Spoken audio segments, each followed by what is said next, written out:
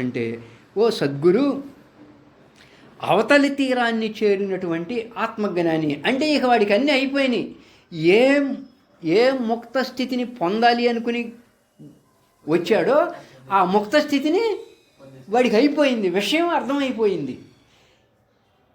ఓ సద్గురు అవతలి తీరాన్ని చేరినటువంటి ఆత్మజ్ఞాని ఒక ధీరత్వంతో ఉంటాడు. అంటే ధీరత్వం అంటే ఒక మంచి ఆత్మజ్ఞాన స్థితిలో ఉంటాడు. ఏది ఎలా జరిగినా అతని అంతరంగాన్ని ఏమీ ప్రభావితం చేయదు. ప్రతి వ్యవహారము ఆయనకి ఒక ఆటలాగా ఉంటుంది. దైనందిన కార్యక్రమాలు కానీ వ్యవహారిక కార్యక్రమాలు కానీ అతను ఒక ఆటలాగా చూస్తాడు. ప్రతిదాన్ని ఆటలాగా చూస్తాడు. నాకు అంతే, ఇక్కడ ఉన్న ఒకటే, రాజ్యంలో ఉన్న ఒకటే, అరణ్యంలో ఉన్న ఒకటే. ఎంత బాగా చెప్తున్నాడో చూడండి. నాకు ప్రధానమంత్రి పదవి వెళ్తున్నా కానీ దాన్ని కోల్పోయినా కానీ ఒకటే. నాకు ఏదైనా కానీ ఒక ఆటలా తీసుకుంటా. ఆత్మజ్ఞాని అలా ఉంటాడు. మీరు ఎవరి కథలన్నా విన్నారా ఇలా ఉండేవాడిని? ఏం సూర్యనారాయణ గారు? ఇక్కడ ఉన్న ఒకటే, రాజ్యంలో ఉన్న ఒకటే, అరణ్యంలో ఉన్న ఒకటే. ఆత్మజ్ఞాని దేన్నైనా సరే ఒకే విధానంగా సమస్థితిగా చూస్తాడు. ప్రధానమంత్రి పదవి ఉన్నా ఒకటే, అది ఈ క్షణం ఊడిపోయినా ఒకటే. అది ఆత్మజ్ఞాని స్థితి. నేను అలా ఉన్నా. అలా ఉన్న ఆత్మజ్ఞానిని మీరు చెప్పండి ఒక ఆయన పేరు. Very good. రాముల వారు.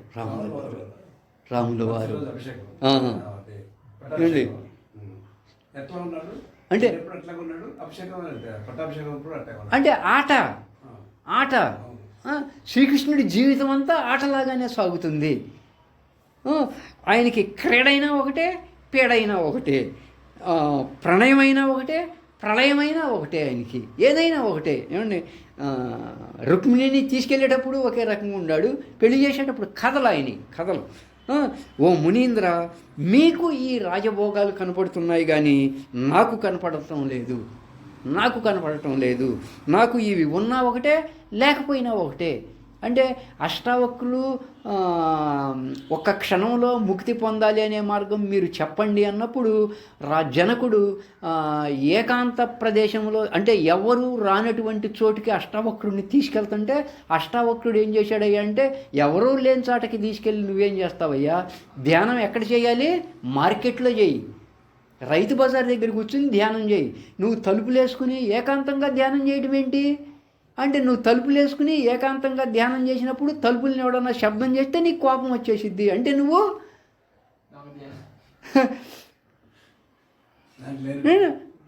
That is the point. Patriji గారు చెబుతాడు ఈ మాట. రైతు బజార్లో మా మాస్టర్స్ ధ్యానం చేస్తారండి అంటాడు. కానీ అట్లా ధ్యానం చేసే మాస్టర్స్ ఎవరు కనపడాలా నాకు. ధ్యానం అట్లా అష్టావక్రుడు జనకుణ్ణి కోలాహలం జరుగుతూ ఉంటుంది అన్నమాట. ఒక పక్క నాట్యం జరుగుతూ ఉంటుంది, ఒక పక్కన బుర్రకథలు అరికథలు జరుగుతూ ఉంటాయి, ఒక పక్క రౌడీలు కొట్టుకుంటూ ఉంటారు. వాళ్ళ మధ్యలోకి తీసుకెళ్ళి ఆసనం వేసి ఆ ఆసనం మీద అష్టావక్రుడు కూర్చుని కింద జనకుణ్ణి కూర్చోబెట్టి అడుగుతాడనమాట ఈ మాట. అప్పుడు జనకుడు చెబుతున్నాడు, నువ్వు అనుకుంటున్నావేమో అంటే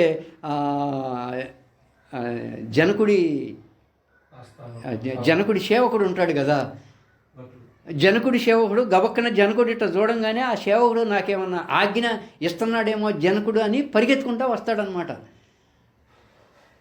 అప్పుడు అష్టావక్రుడు అనుకుంటాడనమాట, వీడు ఇక్కడ చెబుతున్నాడు కానీ వీడి చూపంతా ఇక్కడ ఉందేమోనని. అందుకని ఈయన చెబుతున్నాడు, మునీంద్ర, ఈ రాజభోగాలు, ఈ వ్యవహారాలు ఇవన్నీ నీకు కనపడుతున్నాయి కానీ నాకు కనపడటం లేదు.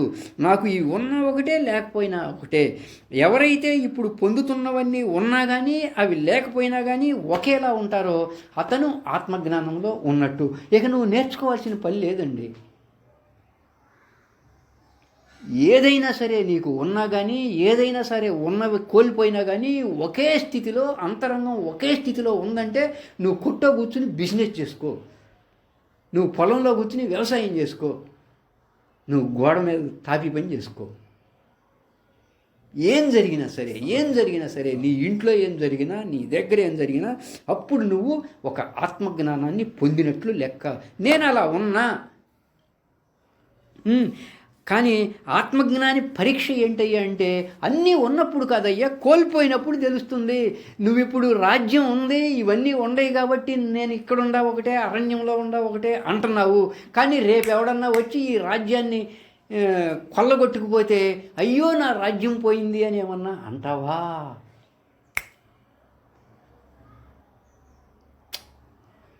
చెక్ చేసుకో. ఆత్మజ్ఞాని అట్టా ఉండడు అని అంటున్నాడు అనమాట. పాయింట్ అర్థమైందా సార్? చెక్ చేసుకో. అవి కోల్పోయినప్పుడు తెలుస్తుంది. ఎలా తెలుస్తుంది అంటే ఇప్పుడు మనం పొందుతున్నవన్నీ లేకపోతే మన పరిస్థితి ఎలా ఉంటుంది అనేది మనమే పరీక్షించుకోవాలి. అసలు తొడుక్కుంటానికి ఈ తెల్ల పంచె కూడా లేదు, తెల్ల చక్కా కూడా లేకపోతే వీళ్ళు వస్తే నేనేం వేసుకోవాలి? కోల్పోయినప్పుడు తెలిసిద్ది నీ సమస్థితి, ఉన్నప్పుడు కాదు సుమా. అది నీకు నువ్వే పరీక్ష చేసుకో. ఎందుకు? ఆత్మజ్ఞాని అంటున్నావు కాబట్టి. అవి అన్నీ లేకపోయినా కానీ నా అంతరంగంలో సమస్థితి కోల్పోను అని స్పష్టంగా నీకు బోధపడితే, అవన్నీ వదులుకోమని కాదు, నీకు స్పష్టంగా బోధపడితే అవి లేకపోయినా నా అంతరంగం దేనికి ఏం బాధ లేదు, ఒకటి వచ్చిందని సుఖము లేదు, ఒకటి పోయిందని దుఃఖము లేదు. అలా అంతరంగం ఉందా? నువ్వు నిజమైన ఆత్మజ్ఞానంలో ఉన్నట్లు ఒక్కసారి చెక్ చేసుకో. ఎందుకయ్యా అంటే నరుడి బ్రతుకు నటన అన్నారు. నరుడి బ్రతుకు నటన అంటారు కదా, అంత నటనలా సాగిపోతుంది. ఈ నటనలో నువ్వు ఎలా ఉన్నావు? ఇదంతా ఆత్మజ్ఞానికైతే మాత్రం ఓ జనక, ఆత్మజ్ఞాని, ఓ అష్టావక్ర మునీంద్ర, ఇదంతా ఆత్మజ్ఞానికి ఒక ఆటలా అనిపిస్తుంది. ద్వంద్వాల విషయాల్లోనే కొట్టుకుపోతూ సంసారాన్ని పోషించే మూడునికి, ద్వంద్వాల్లోనే కొట్టుకుపోతూ సంసారాన్ని పోషించే మూడునికి ఈ ఆత్మజ్ఞానికి పోలిక ఏంటయ్యా? పోలిక ఏంటయ్యా? సంసారం సంసారం సంసారం అంటే లక్ష్మణాలు వారి దగ్గర ఒకటి నేర్చుకున్నాం. అష్టావక్ర గీత ఫస్ట్ ఎడిషన్లో, ఈ ఎడిషన్లో ఒకటి నేర్చుకున్నాం సంసారం అంటే.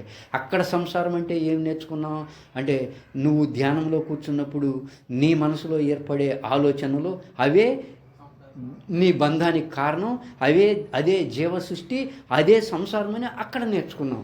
అష్టావక్ర గీతలోకి వచ్చేతలకి సంసారం అంటే నిత్యం మార్పు చెందేదే సంసారం అని నేర్చుకున్నాం. ఈ ఎపిసోడ్లో, ఈ సంచికలో, కొత్త సంచికలోకి వచ్చేతలకి ఒక్క పదంతో తేల్చి అవతల పాడేస్తాడు. మరి అక్కడ విషయం అర్థమైపోయినట్టే కదా. అంటే దాన్ని లక్ష్మణాలు వారి దాన్ని అష్టావక్ర గీతలో మొదటి సంచికలో దాన్ని మొత్తాన్ని ఏకం చేస్తూ ఒక్క పదాన్ని పెట్టేశాడు అనమాట. అక్కడ ఆ పదంలో ఇది వచ్చుద్ది, లక్ష్మణాలు వారిది వచ్చేసింది. అది విషయం అర్థమైతే భలే ఉంటుందన్నమాట. ద్వంద్వాల విషయాల్లోనే కొట్టుకుపోతూ సంసారాన్ని పోషించే మూడునికి ఈ ఆత్మజ్ఞానికి పోలికేంటయ్యా అని ఈరోజు ఒక్క మాట చెబుతున్నాడండి సూర్యనారాయణ గారు. ఈ ఒక్క మాట గుర్తించండి.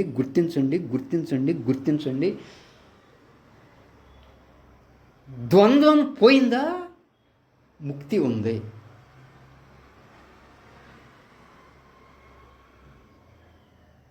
నీలో ద్వంద్వం పోయిందా? ముక్తి ఉంది. ముక్తి ఉందా? ద్వంద్వం లేదు. ముక్తి లేదా?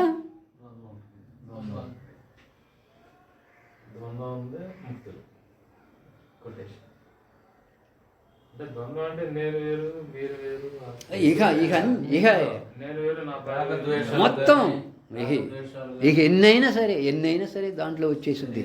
నేను ఈరోజు సుబ్బారావు గారి ప్రవచనానికి వెళ్తే కొంచెం ఆనందంగా ఉంటాను అనుకున్నావా? అయిపోయింది, ఇరుక్కుపోయావు. ఎన్ని సంవత్సరాలు కొట్టుకున్నాడు సార్. అసలు ఈ రాగద్వేషాలని అందరూ జయించాలంటున్నారు. రాగద్వేషాలను ఎలా జయించాలి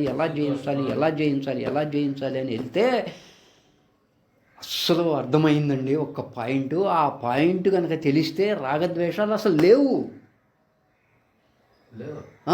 ఉండవు. ఇక ఆ పాయింట్ నువ్వు అమలు చేసావంటే, ఆ పాయింట్ అంటే నీ జేబులో ఫోన్ ఎప్పుడు నిరంతరం పెట్టుకున్నావంటే రాగద్వేషాలు లేవు.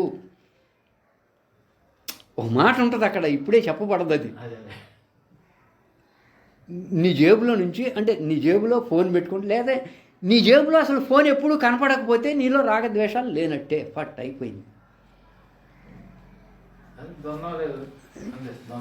అది ఒక్క మాట సూర్యనారాయణ గారు, ఇదొక్కటి గుర్తుపెట్టుకోండి. నీకు ముక్తి కావాలా? ద్వంద్వం లేదా ముక్తి ఉంది, ముక్తి లేదా ద్వంద్వం ఉంది. ధ్యానం ఉందా? మనసు లేదు. ధ్యానం ఉందా? మనసు లేదు. మనసు ఉందా? ధ్యానం లేదు.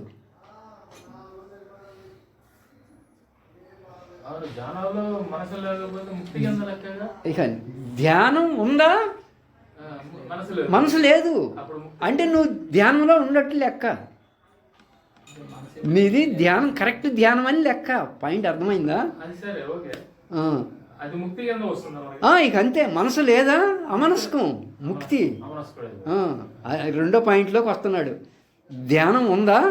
మనసు లేదు. మనసు ఉందా? ధ్యానం లేదు. ధ్యానం ఉందా? మనసు లేదు. మనసు లేదా? ముక్తి ఉంది.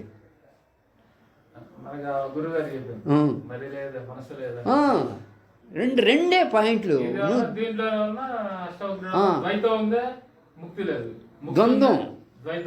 ద్వంద్వం లేదా? ముక్తి ఉంది.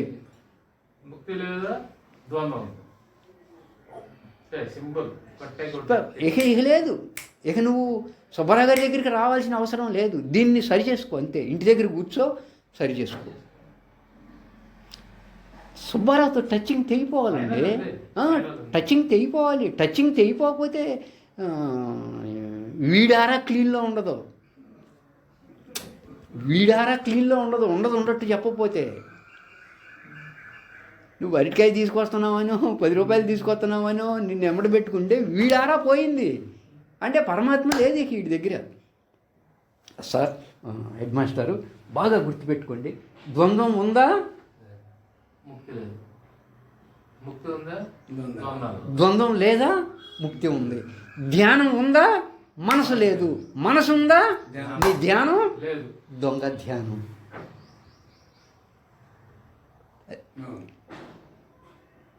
అంతే సార్. ఇంకేం కావాలి సార్? అష్టావక్రకి మీకెందుకు సార్? అంటే మీకెందుకంటే అంటే రావద్దని కాదు.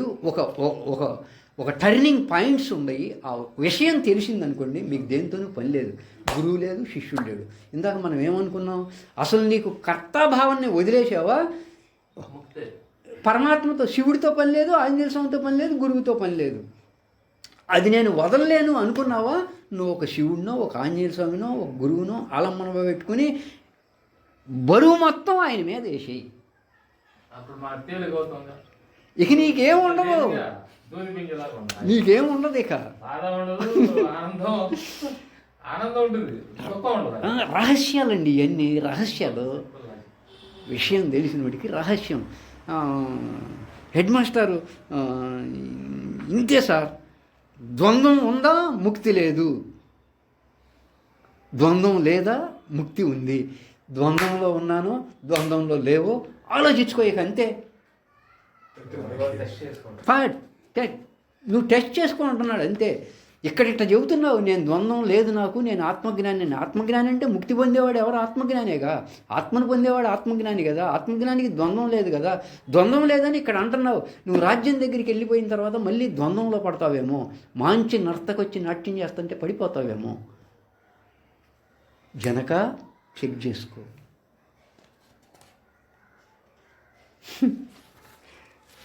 చెక్ చేసుకో. ఇదంతా ఈ వ్యవహారం అంతా చుట్టూ ఉందని ఈ రాజ్యము, ఈ నర్తకులు, ఈ పోలిరెడ్డి గారు వీళ్ళంతా నా చుట్టూ ఉన్నారని అష్టావక్ర సద్గురు నువ్వు అనుకుంటున్నావా? అందరు ఆత్మజ్ఞానులాగే నేను కూడా ఉంటానని మీకు వ్యవహారం కనపడుతుందేమో కానీ మీరు వ్యవహార వాసంతో ఉన్నారేమో అష్టావక్ర గీత. అందుకే నాకు కనపడుతుంది. మీరు నన్ను అంటున్నారు కానీ సుబ్బారావు గారు, మీరు ఆ వాసనతో ఏమన్నా ఉండారేమో, అందుకే నన్ను అంటున్నాడు పోలిరెడ్డి గారు.